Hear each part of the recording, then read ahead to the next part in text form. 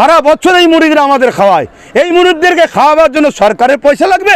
যদি কেউ সরকারের পয়সা নিয়ে খাওয়ায়, আমার মনে হয় তার মুখ দেখানো উচিত নয় মুরিদদের কাছে। না গার্ডের পয়সা খাওয়া মুরিদদের ঘরে, মুরিদরা সারা বছর তোমাদেরকে খাওয়াচ্ছে, মুরিদরা সারা বছর তোমাদের পকেট ভরে দিচ্ছে।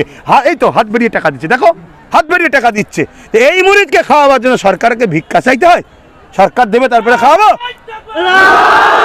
এটা লজ্জা। এগুলো যে কটা আছে এগুলো কলঙ্ক, এগুলো লজ্জায় কোনো, এগুলো চামচাগিরি করে, দালালি করে। সরকার চামচা আছে সরকারের, তাদেরকে ভাগবাটরা করে দেয়, তারা কিছু ভাগবাটরা করে খায় সরকারের দালালি করার জন্য।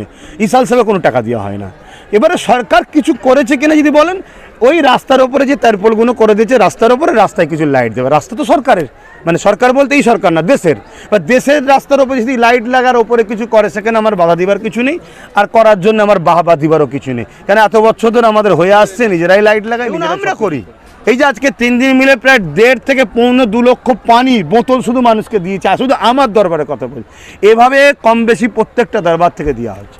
এবারে কিছু চামচাগিরি করে, তাদেরকে কিছু ভাগবাটরা দেয়, যাতে করে আবার সামনে ভোট আসছে একটু দালালি কর আমাদের হয়ে, বল বল বল বল।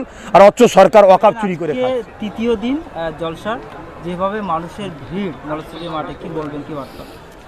দেখুন, মানুষ এসেছে দাদা হুজুরের ডাকে। মুজাদ্দেদুজ্জামান শাইখুল বাঙ্গাল ফ্রিডম ফাইটার পীর আবু বকর সিদ্দিক আওলাদ রসুল তিনার ডাকে এসেছে। তিনার ঐতিহাসিক ইসালে সব এসেছে। নলেজ সিটিটা সেই দাদা হুজুর রহমতুল্লাহ আলাহিরই, তিনার নামে এটা উৎসর্গ, পীর আবু বকর সিদ্দিক নলেজ সিটি। অতএব মানুষ তার পীরের নলেজ সিটিতে আসবে, এটা স্বাভাবিক। তবে হ্যাঁ, অনেক কষ্ট করে আসতে হয়। আসার মানে অনেক দূরে দূর থেকে নামা হয়, গাড়ি থেকে নেবে হেঁটে হেঁটে। আর রোজার মাসে যে এত মানুষ আসতে পারবে, এটা আমার কল্পনার বাইরে ছিল। অন্য সময় হলে আলাদা বিষয় ছিল, রোজা রেখে না। তারপরেই যে মানুষ এসেছে, আমি শুকরিয়া আল্লাহ জানাবো যে আল্লাহ এদের সঙ্গে এদেরকে সাথ দিয়েছেন, সহযোগিতা সাহায্য করেছেন, এরা রোজা রেখেও আসতে পেরেছেন। এদেরই আসাতে আমি খুশি হয়েছি। একেবারে একটা মডেল দেখানো হচ্ছে, যেটা মানে পর্দায় যে একটা নলেজ সিটি সেইভাবে তৈরি হয়েছে। এটা একটা আমি আগামী একটা যে কোনো যদি প্ল্যান করতে হয়, এতদিন আমি তৈরি করেছিলাম প্ল্যান ছাড়া, 2টো মাঠ করেছিলাম। আর এই সম্বন্ধে অতটা জ্ঞান ছিল না, কিন্তু আমাকে অনেকে পরামর্শ দিলেন যারা বড় বড় বিভিন্ন রাজ্যে বড় বড় নলেজ সিটি আছে বিভিন্ন রাজ্যে। তো সেই সব ক্যাম্পাস, সেই সব নলেজ সিটিগুলোকে তারা যারা তৈরি করে, এরকম বড় বড় কোম্পানি আছে বা গ্রুপ আছে, তাদের সঙ্গে আমাকে বসিয়ে তারা আমাকে একটা প্রজেক্ট দেখিয়েছে, একটা প্ল্যান দেখিয়েছে যে আগামী দিন আপনার এই প্রতিষ্ঠানে টোটাল এই জায়গাটা 100 বিঘের ওপরে ঠিক তৈরি হয়ে গেলে এইরকম একটা প্ল্যান হবে। কোথায় রাস্তা হবে, কোথায় বিল্ডিং হবে, কোথায় কোন বিল্ডিংটা হবে, কোথায় ইংলিশ মিডিয়াম, কোথায় কি হবে না হবে, কোথায় ল কলেজ হবে, সমস্ত কিছু একটা প্ল্যান তৈরি করে কোথায় খেলার মাঠ হবে, এই প্রজেক্টে সেটা দেখানো হচ্ছে। এটা হচ্ছে আমাদের টোটাল প্ল্যান পরিকল্পনা, যেটা করতে সময় লাগবে, কিন্তু এই প্ল্যানটা তৈরি এই জন্য করা হয়েছে আগামী দিন প্রত্যেকটা জিনিস সেই জায়গাতেই গড়বে, যেটা যেটা আছে সিস্টেমটা সেই জায়গাতেই হবে। এটা প্ল্যান না করলে কী হবে, আগামী দিন কোনো এক জায়গায় দেখা যাবে একটা বিল্ডিং হয়ে গেছে, রাস্তার জন্য সেটা ভাঙতে হচ্ছে আবার। এই প্ল্যানটা তৈরি করে মানুষকে দেখানো হচ্ছে যে টোটাল কমপ্লিট হয়ে গেলে ঠিক এরকম দেখতে লাগবে, এরকম সিস্টেমে হচ্ছে। 26-এর কি বার্তা দেবেন? মানুষকে কি বলবো, মানুষ ভোটটা একটা উৎসব, মানুষ খুশিতে থাকবে, আনন্দে থাকবে।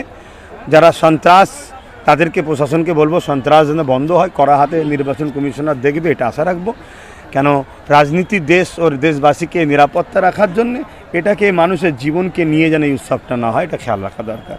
ভাইজান, একটা বিষয় যে নওশাদ সিদ্দিকী ভাইজান পীরের গদি ছেড়ে দিয়ে হঠাৎ রাজনীতিতে আপনি আগমন করেছেন, কি কারণে? আরে রাজনীতি তো পীরেদেরই কাজ, আলেমদেরই কাজ তো রাজনীতি করা। ইসলামের একটা অধ্যায় হচ্ছে রাজনীতি। ইসলামে অনেক অধ্যায় আছে, তার মধ্যে একটা অধ্যায় হলো রাজনীতি, রাষ্ট্রসেবা, রাষ্ট্রবাসীর সেবা।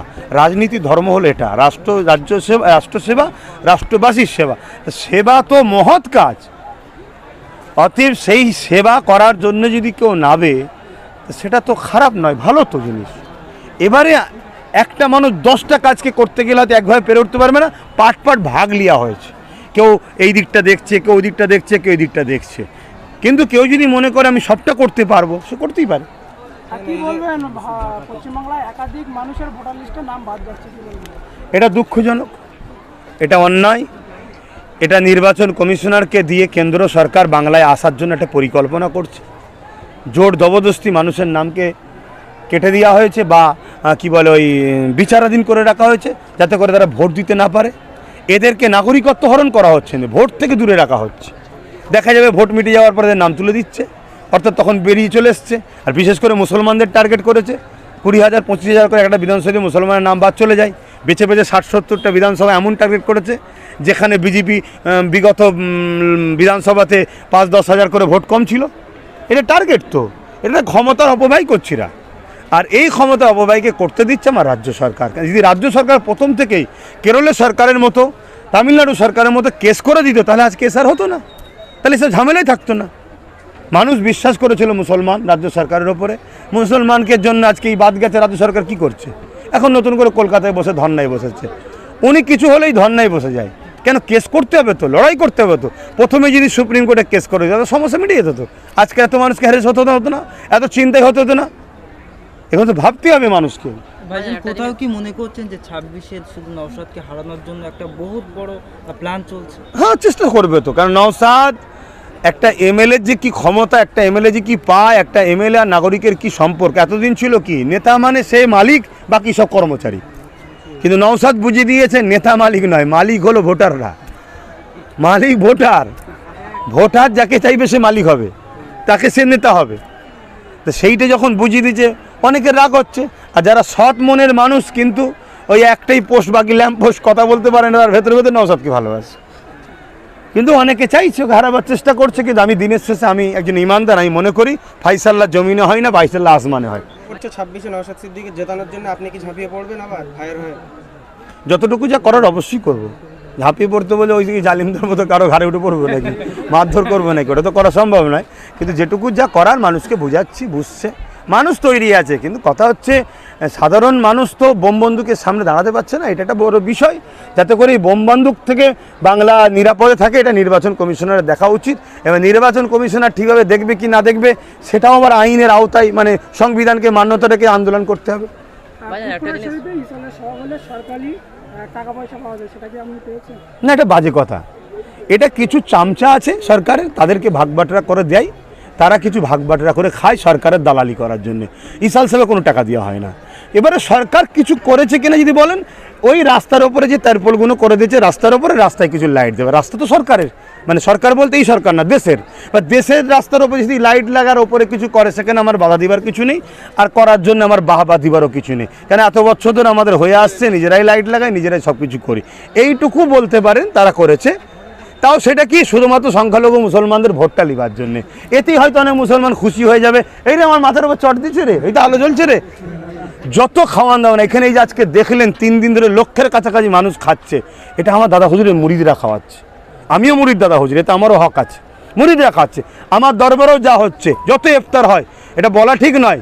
আল্লাহ রেজেকের মালিক, ওটা আমি তৈরি করছি, আমার আব্বা করছে, আমার ছোট ভাই করছে, কথা বুঝে আসছে।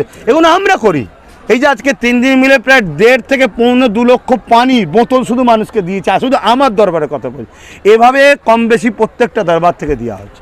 এবারে কিছু চামচাগিরি করে, তাদেরকে কিছু ভাগবাটরা দেয়, যাতে করে আবার সামনে ভোট আসছে, একটু দালালি কর আমাদের হয়ে, বল বল বল বল। আর অথচ সরকার ওয়াকাফ চুরি করে খাচ্ছে। সেই ওয়াকাফের টাকা লক্ষ লক্ষ কোটি টাকা সরকার খাচ্ছে, আর সেই টাকা সামান্য কিছু ভাগ দিচ্ছে। তো যাই হোক, এ বিষয়ে পরে আরও কথা হবে। এখন মানুষ ব্যস্ত আছে, ইসাল সাহেব নিয়ে বুঝতে পারছেন তো, খুশির মেজাজে আছে, এসব কথা আর বেশি বলতে চাইছি না। কিন্তু ইসাল সাহেব দরবারকে সরকার দেয় না, নিই না আমরা, কথা বুঝাচ্ছে। এটা আমাদের ধর্মীয় বিষয়, আমরা নিজেদের গাঁটের পয়সা করি।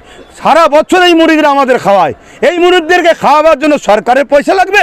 যদি কেউ সরকারের পয়সা নিয়ে খাওয়ায়, আমার মনে হয় তার মুখ দেখানো উচিত নয় মুরিদদের কাছে। না, গাঁটের পয়সা খাওয়া মুরিদদের ঘরে, মুরিদরা সারা বছর তোমাদেরকে খাওয়াচ্ছে, মুরিদরা সারা বছর তোমাদের পকেট ভরে দিচ্ছে। এই তো হাত বেরিয়ে টাকা দিচ্ছে, দেখো হাত বেরিয়ে টাকা দিচ্ছে। তো এই মুরিদকে খাওয়াবার জন্য সরকারকে ভিক্ষা চাইতে হয়? সরকার দেবে তারপরে খাওয়াবো? এটা লজ্জা। এগুলো যে কটা আছে, এগুলো কলঙ্ক, এগুলো লজ্জায় কোনো, এগুলো চামচাগিরি করে, দালালি করে সরকারে, তাই গুণ গাইছে। আমি বলছি তো, ওই কিছু রাস্তার উপর ছেড়ে দিয়েছে, আর কিছু লাইট লেগেছে, কিছু বাথরুম পায়খানা এদিক ওদিক করে দিয়েছে, তাও সেভাবে নয়, সব আগে থেকে আমাদের তৈরি করা আছে। আর এটা কেন করেছে? আগ বেরিয়ে করতে এসেছে এই কারণে, শুধুমাত্র মুসলমানকে খুশি করে ভোটটা নেবো।